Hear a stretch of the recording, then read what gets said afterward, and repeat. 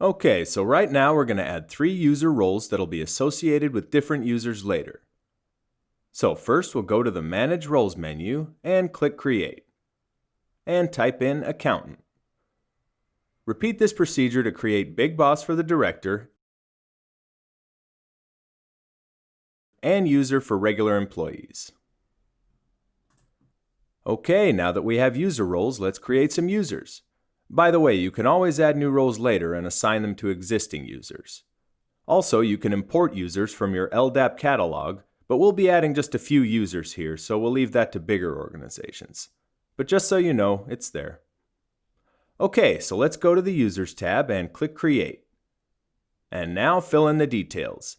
Enter name, login, and a user alias that'll be used in the login window, so it's not capitalized. Set a password 1 so we won't have problems switching users for the test. And assign a role here.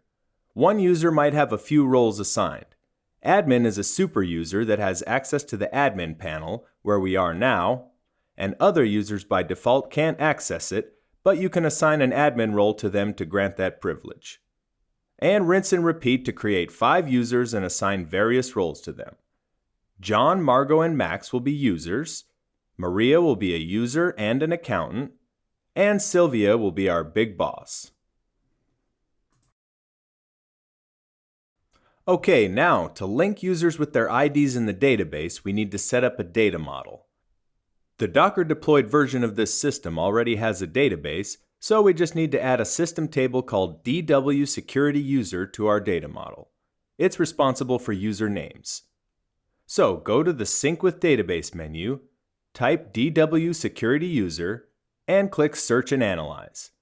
Nothing showed up because we haven't switched the Show System Tables trigger. Turn it on, and now we can see 4 different tables, and here's what we were looking for.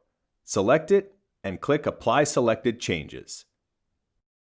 Okay, great. Now that we've synced this table with our data model, switch to the Manage Data Model tab, where we'll create a document object.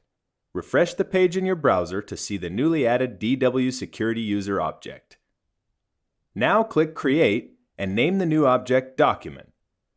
We'll be using the simplified mode so you can create tables right here in this editor and not in the database. DWKit will save all table models created in this mode to the DW Entities database object. The simplified mode also takes care of creating ID and name fields by default. We'll cover this process in other tutorials. Okay, now we'll create new fields for the document by clicking here. First, type number, and select integer 64-bit for the type. Then type date, and select type date time. Next, we'll need an author ID that'll be a foreign key for a user. Or to be more specific, a link with the DWSecurityUser model. Now select Reference here, and select our user list table from the drop-down. Repeat the same process for Manager ID because it'll be another type of user who can accept and decline documents.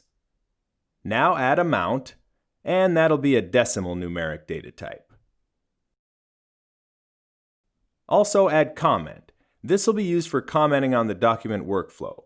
Leave the default type string because it'll be text. Okay, now that we've added all the fields for this new object, we can click Save. If we switch to the standard mode, we'll see more fields per attribute.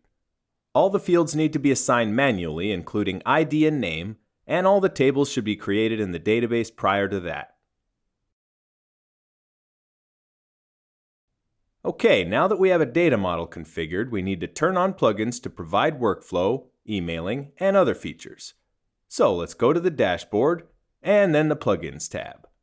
We need to switch all 3 plugins on. The Basic plugin provides basic operations for send email, set fields, set parameter, and user role check. That last one is the check user action, and we're going to use it when we create a workflow schema. Also, it includes the mail server settings, and if you configure them here, it'll be able to send emails to system users. The Workflow plugin provides inbox and outbox functionality for processing documents. Name the fields State and State Name to store workflow states. Also, when deleting a document, it'll delete the process. Okay, so let's add document to this field.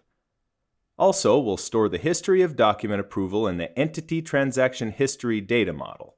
It'll be created automatically when we apply plugin changes. The Notification plugin sends notifications to the client, for example when a new document is created. Okay, now let's add a DocCount record and select the document data model from the drop-down list. After that, the DocCount variable will contain the overall number of documents in the system. And click Save to keep the changes. Now, these are just the stock plugins, but you can add your own by using C# and figuring out the DWKit source code. And that's all about plugins for now.